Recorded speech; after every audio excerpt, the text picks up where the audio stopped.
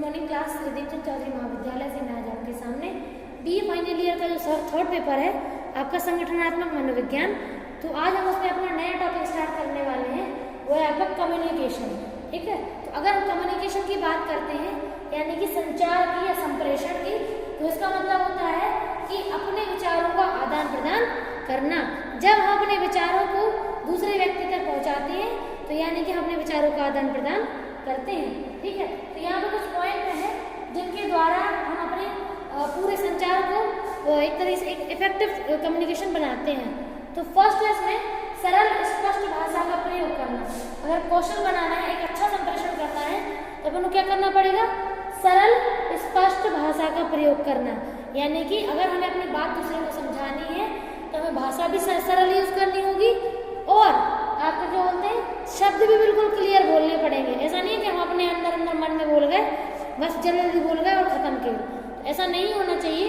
हम जो कुछ भी बोल रहे हैं, समझा रहे हैं या जो हमें मैसेज भेजना है, तो उसमें भाषा भी सरल हो और शब्द स्पष्ट हो।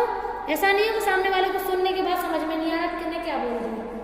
सेकेंड है सक्रिय, एकाग्र और श्रोता बनना। ठीक है, तो अगर अपन लोगों को मैसेज अपने तक पहुंचाना है या समझना है तो पहले तो अपन को बहुत ध्यान देना पड़ेगा, सक्रिय होना पड़ेगा, एक्टिव। दूसरा, पूरे अटेंशन को अपन को एक जगह लगाना पड़ेगा, एकाग्रता में। और लास्ट है श्रोता, यानी कि आपको एक अच्छा श्रोता बनना पड़ेगा, तब आप सामने वाले की बातों को सुन पाएंगे। जैसे छोटे बच्चे होते हैं ना, वो एक अच्छा श्रोता नहीं होते हैं। क्यों नहीं होते हैं? क्योंकि उनका अटेंशन नहीं लगता है, तो उन तक मैसेज ढंग से इसलिए नहीं पहुंचता है क्योंकि वो मैसेज को लेते नहीं है, कन्वे नहीं करते हैं। तो जब लेते नहीं है तो ऑब्वियस वो चीजें उन तक नहीं पहुंच पाती हैं। अगला है अतिभार की उपेक्षा। ठीक है, तो जो इस प्रकार के जो लोग होते हैं, अगर मान लीजिए अगर ज्यादा ही लोड ले रहे हैं, ठीक है, तो अगर ज्यादा लोड लेंगे तो इसका मतलब ये है कि उनको मैसेज क्लियर नहीं होगा। ठीक है, तो इसमें ये है। अब इसके बाद अगली बात करते हैं प्रतिपुष्टि दीजिए। तो देखिए, ये बात तो आप अच्छे से जानते हैं कि अगर हम मैसेज भेजते हैं तो लेने वाला होना चाहिए, और अगर लेने वाला है तो वो आपको फीडबैक भी तो दे। अगर आपको फीडबैक समझ में ही नहीं आ रहा या फिर वो फीडबैक दे ही नहीं रहा, यानी कि कोई रिएक्शन नहीं देगा, तो हम समझ कैसे पाएंगे कि उसको क्या हो रहा है? ठीक है, उसको समझ में आया कि नहीं आया?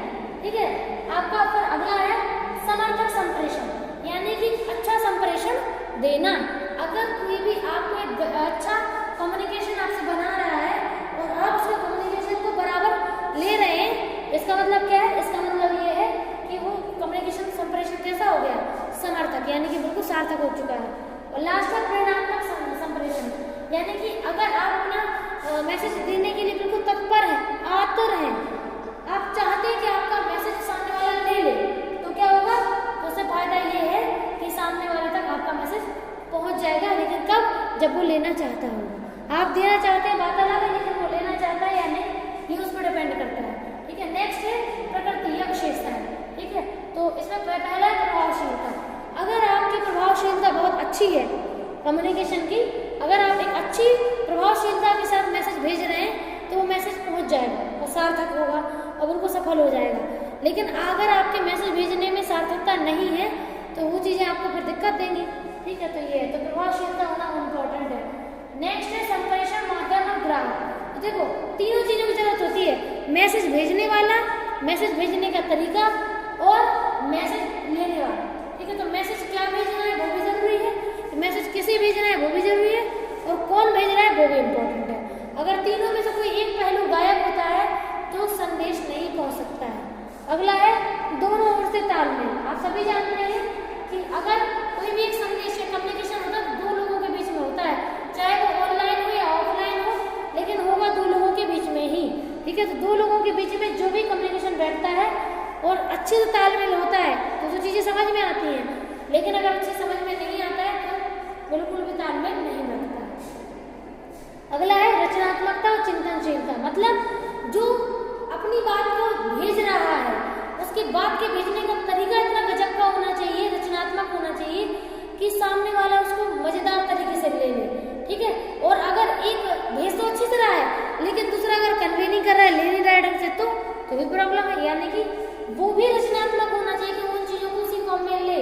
ठीक है, और चिंतन भी करे कि उन चीजों पे अपना क्या दे सकता है। ठीक है, तो कम्युनिकेशन तभी अच्छा होता है जब अगर अब कम्युनिकेशन एक तरीके से ढंग का नहीं हो रहा तो दूसरे तरीके से हो, और अगर दूसरे तरीके से ढंग का नहीं हो रहा है तो तीसरे तरीके से हो, ठीक है। तो तरीके बदल जाए लेकिन कम्युनिकेशन चेंज का तरीका चेंज नहीं होता है, ठीक है। तो ऐसे ही है कि जो अगर एक चीज समझ में नहीं आया दूसरे तरीके समझा, दूसरे तरीका नहीं आया तो तीसरे समझाओ, तो ऐसे ही तरीके हमारे अलग अलग होने चाहिए, ठीक है। नेक्स्ट है प्रतिक्रिया आवश्यक। तो ऑब्वियसली हमने पहले ही बोला था आपको कि अगर हम कोई भी बात पहुंचाते हैं और सामने वाला अपना रिस्पॉन्स नहीं देता है, ठीक है, वो ऐसा बता ही नहीं रहा है कि उसको समझ में आ रहा है, तो हम कैसे समझेंगे उसे समझ में आ गया। तो हमें उसको समय तो मतलब उसको हमें बताना तो चाहिए ना। और वैसे अगर वो सूचना हमें हम तक नहीं पहुंचा रहा है तो हम कैसे समझेंगे। लास्ट है सूचना को आगे भेजना। तो ये भी इम्पोर्टेंट है कि जितनी भी सूचनाएं आगे जाती हैं, ठीक है, तो सूचना आगे भेजने का मतलब सिंपल सा ये है कि जब सूचना आगे भेज रही है वो अगले को भेज दे, यानी कि उसको समझ में आ चुका है, ठीक है। तो ये अब बात करते हैं तत्वों की। तो तत्व में कुछ पॉइंट हैं जो एक दूसरे पर डिपेंडेंट होते हैं और एक दूसरे का साथ होना इनका जरूरी होता है। तो पहला है आपका संप्रेषण, ठीक है। तो आप सभी जानते हैं कि संचार होने के लिए संप्रेषक के होने की जरूरत बहुत होती है, यानी कि जिसको इन्फॉर्मेशन देनी है, जो इन्फॉर्मेशन जैसे हम आप तक पहुंचा रहे हैं सूचना जो आपके टॉपिक से रिलेटेड है, तो यानी कि हम आपके लिए क्या होंगे, संप्रेषक होंगे, ठीक है। अब दूसरा है संदेश। अब दूसरा मतलब हमें कौन सी बात पहुंचानी है वो, यानी कि आज हम अपना टॉपिक पढ़ रहे हैं कम्युनिकेशन, ठीक है। तो कम्युनिकेशन जो है वो हमारा क्या है, संदेश है जिसके बारे में हम आपको बताना चाहते हैं, ठीक है। थर्ड है संचार माध्यम। तो अब ऑब्वियस है संचार माध्यम में यहाँ पे क्या होगा, एक तो होगा आपका नेट, ठीक है, यानी कि यूट्यूब जो आपका पहला माध्यम है, और दूसरा है मोबाइल, ठीक है। तो मोबाइल पे आप यूट्यूब को खोलेंगे यानी कि दो माध्यमों से सूचना आप तक पहुंच रही है और जाएगा क्या है व्हाट्सएप में, ठीक है। तो जो लिंक जाएगी वो व्हाट्सएप से शेयर होगी। तो यानी कि जो तीन चीजें आपने देखी वो तीनों ही माध्यम थे आप तक सूचना को पहुंचाने के, ठीक है। तो हम आपके लिए संप्रेषक है, जो हम समझाना चाहते हैं वो हमारा क्या है, संदेश है, ठीक है। और जिस माध्यम से हम आपकी ओर पहुंचा रहे हैं वो आपका क्या होगा, वो आपका माध्यम है जिससे आप तक सूचना पहुंच रही है। अब सूचना पहुंच गई, ठीक है। अब उसमें भी देखो नेट भी होना चाहिए, अगर नेट नहीं है तो कहाँ से खोलोगे सूचना। तो ये है कि हर एक जितने ऐप के द्वारा सूचना ओपन होनी है वो भी इम्पोर्टेंट होने हैं, जिन चीज़ों पे ओपन होनी है यानी कि फोन है, लैपटॉप है, वो भी होना आवश्यक है, ठीक है। तो ये इम्पोर्टेंट होता है, ठीक है। अब अगला हम बात करते हैं संकेतवाचक, ठीक है। तो संकेतीकरण। तो संकेतीकरण मतलब कभी कभी कुछ जो मैसेज है वो इशारों में जाते हैं, संकेत में पहुंचते हैं। तो अगर संकेतों में मैसेज पहुंच रहे हैं तो इसका मतलब क्या हुआ, इसका मतलब ये है कि इंफॉर्मेशन जो है वो आपका पूरा फुल्ली फॉर्म में इशारों में जा रही है, संकेतों में। तो अब संकेत क्रिएट करना भी इम्पोर्टेंट होता है। अगर आप सही संकेत क्रिएट कर रहे हैं तो यह सूचना आपकी पहुंच जाएगी, लेकिन अगर आप संकेत सही नहीं क्रिएट कर रहे, सही संकेत नहीं बना पा रहे, तो सूचना अगले तक थोड़ी ना पहुंचेगी, वो समझ ही नहीं पाएगा। अब अगला संकेतवाचक। अब आपने संकेत सही संकेतों में तो भेज दी सूचना, लेकिन अगर आपका वो उस तक नहीं पहुंच पा रहा है ढंग से, ठीक है। अगर सूचना आपने भेज तो दी लेकिन वो उनको ले नहीं पा रहा है, तो वाचक यानी पढ़ नहीं पा रहा है आपके संकेतों को, आपके इशारों को वो पढ़ नहीं पा रहा है, तो उसको सूचना समझ में भी नहीं आएगी, ठीक है। तो ये भी इम्पोर्टेंट होता है कि सूचना दी जा रही है और ली जा रही है, दोनों फॉर्म में क्या इम्पैक्ट डालती है, ठीक है। अगला है प्रतिपुष्टि, ठीक है। तो प्रतिपुष्टि की अगर हम बात करें तो प्रतिपुष्टि का मतलब होता है आपका कि जो भी सूचनाएं हैं वो सूचनाएं किस फॉर्म में जा रही हैं, ठीक है।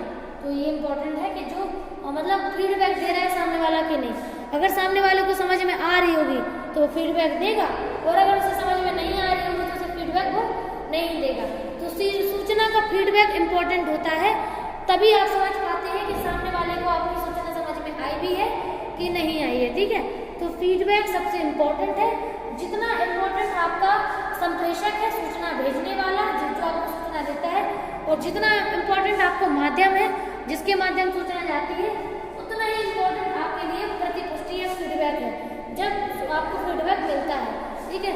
तो समझ में तो आ गई आपको सूचना, लेकिन समझने के बाद आप फीडबैक तो दे ही नहीं रहे, आप अपने चेहरे से, हाथों पैरों से बोल के नहीं बता रहे हैं, तो हम कैसे समझेंगे कि आपको सूचना पहुंच रही कि नहीं पहुंच रही, ठीक है। तो ये इम्पोर्टेंट है।